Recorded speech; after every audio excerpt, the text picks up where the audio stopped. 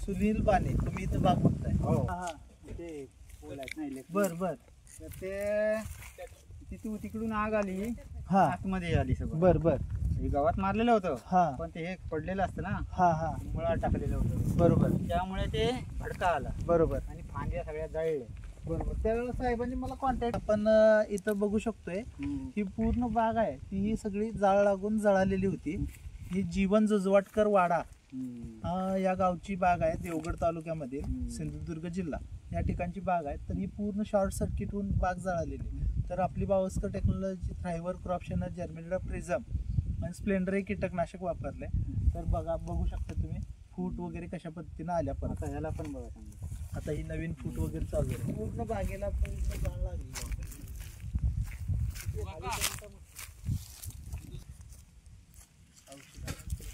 एकदम बेदरोगी बाग बघ.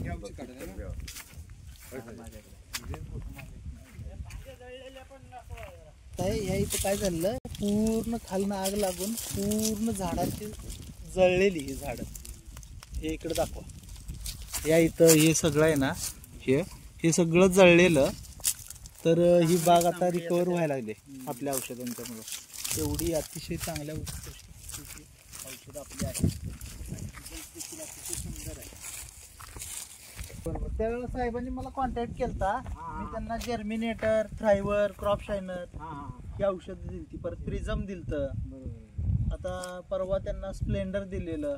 रिपोर्ट चांगला आहे स्प्लेंडरचा. तुम्हाला कसा रिझल्ट? कॅनातलं आहे ते ना. हा कॅनातलं ती 5-5 लिटरची दोन आहे ती थ्रायव्हर क्रॉप शायनर. ते चकाकी याला, पानाची रुंदी व्हायला. नाही पानं पण मस्त आली. दाखवतो फक्त झाड. हा त्याला एवढी जी चकाकी आली आहे ना, स्ट्रॉंग पानं आली. बरोबर. त्याच्यात रोग काय नाही त्याला. होय. आता अजूनपर्यंत काय हे नाही. हे औषध मारलं. फवारणी करून किती दिवस झालं? ह्याला जवळजवळ 15 दिवस झाले. हा 15-20 दिवस तरी होतील वाटतं. तरी पण अजून काहीच नाही. होय ना. कीड पण नाही. कीट पण नाही, काय नाही. आता नवीन पाली येते ना, त्याला पण काही नाही. होय ना. बरोबर. ही बाग पूर्ण जळालेली होती. हो पूर्ण. त्याला बघा आता चांगलं आहे आज. त्याला नवीन पालवी नवीन.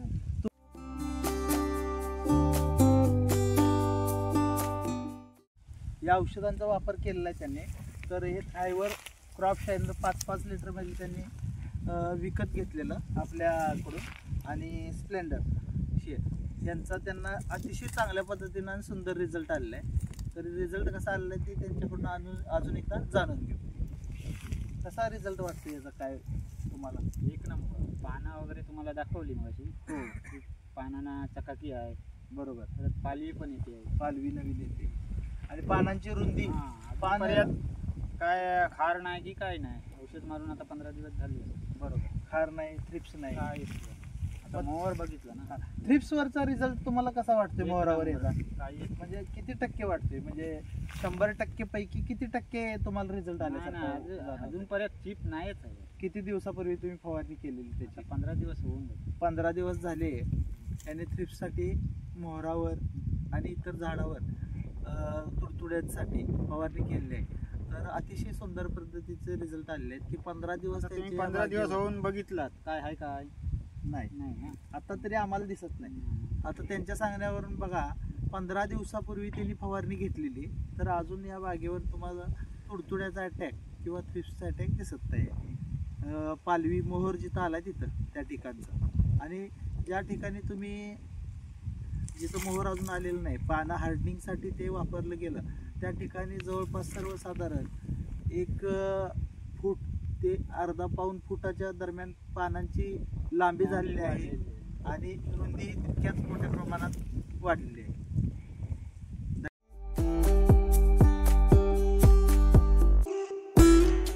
या झाडावर थ्रायव्हर क्रॉप शायनरचा आपण स्प्रे घेतलेला.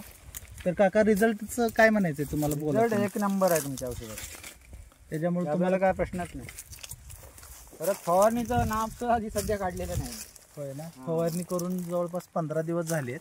अजूनपर्यंत 15 दिवसानंतर किडीचं जर बघितलं तर कीड काहीच नाही आहे.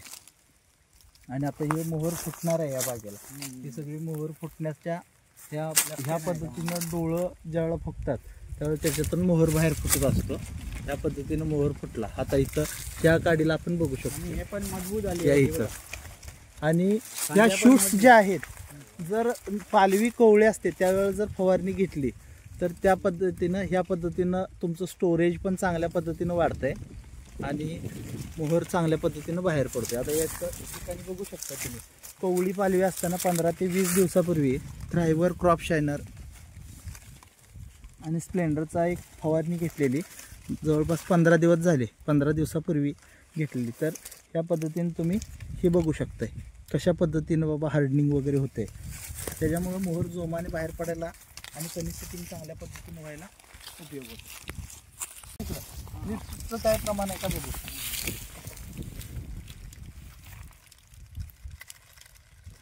मी काल पण बघितलं पण काय मला आढळलेलं नाही असं. फवारणी करून किती दिवस झालं. आता जवळ एवढ्या मोहरामध्ये 3-4 फक्त तुम्हाला हे दिसतील हे काय आहे. थ्रिप्स. हा हा कुठला हा नाही, हा कीड ह्याच्यातले नव्हे. त्याला नुकसान नाही पण काहीच नाही हो.